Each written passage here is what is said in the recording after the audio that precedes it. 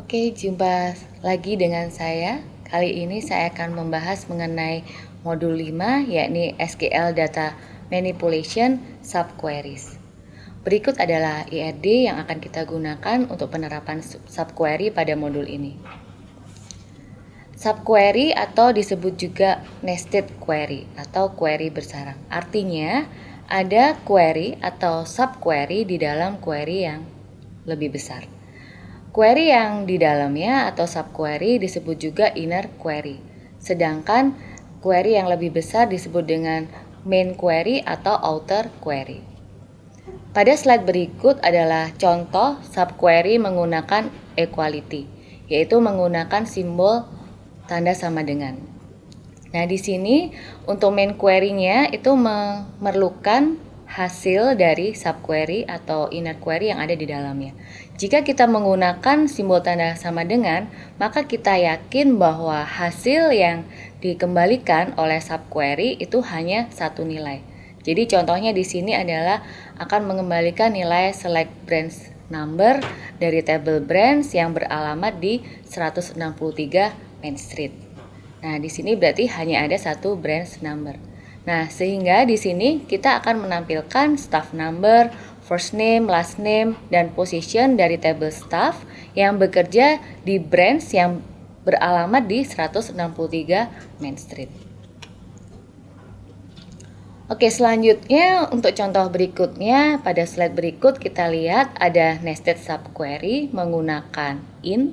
Nah, bedanya dengan yang equality yang sebelumnya menggunakan tanda sama dengan, kalau yang menggunakan in, maka nilai yang dihasilkan oleh subquery itu bisa lebih dari satu nilai. Contohnya di sini kita akan mengembalikan nilai staff number dari tabel staff yang bekerja di B003. Sehingga ada kemungkinan lebih dari satu staff number yang dikembalikan karena ada lebih dari satu staff yang bekerja di B003. Nah, di sini berarti kita akan menampilkan property number, street, city, postcode, kemudian type, rooms, dan rent dari tabel property for rent yang dimanage oleh staff yang bekerja di cabang B003. Kemudian slide yang berikutnya itu penggunaan keyword sum atau any. Nah, di sini subquery-nya juga bisa menghasilkan nilai lebih dari satu nilai. Di sini misalnya nilai yang dikembalikan dari subquery ada 3, yaitu 12.000, 18.000, dan 24.000. Nah, sehingga kita ini ingin menampilkan data dari tabel staff yang gajinya lebih besar dari salah satu nilai 12.000, 18.000, dan 24.000. Sedangkan di slide berikut ini untuk sum-nya kita ganti dengan all.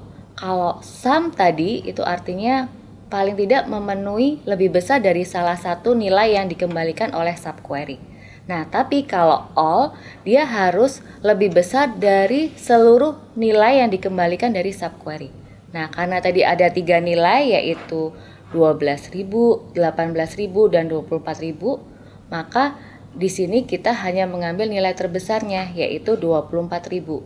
Sehingga kalau kita menggunakan all, maka yang ditampilkan hanya adalah tabel staff dari tabel staff yang memiliki salary lebih besar dari 24.000. Kemudian selanjutnya yang terakhir ada di slide berikut query menggunakan axis.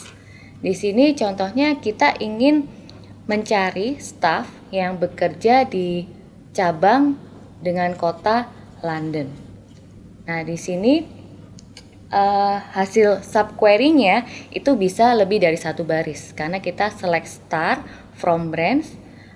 Nah, maka kita memerlukan kondisi join dari tabel yang ada di subquery yakni branch dengan tabel yang di luar subquery yakni staff. Sehingga kita tambahkan kondisi join where s.branch number sama dengan b.branch number. Kemudian untuk menfilter hanya cabang yang dia di kota London, maka kita tambahkan dengan n city sama dengan London.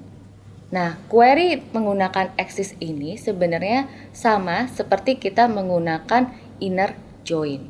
Ya, seperti di contoh yang di bawah itu kita menggunakan join yang menggunakan alternatif yang kedua, di mana kondisi joinnya kita letakkan di bagian where, kemudian kita tambahkan kondisi filter yakni city sama dengan London.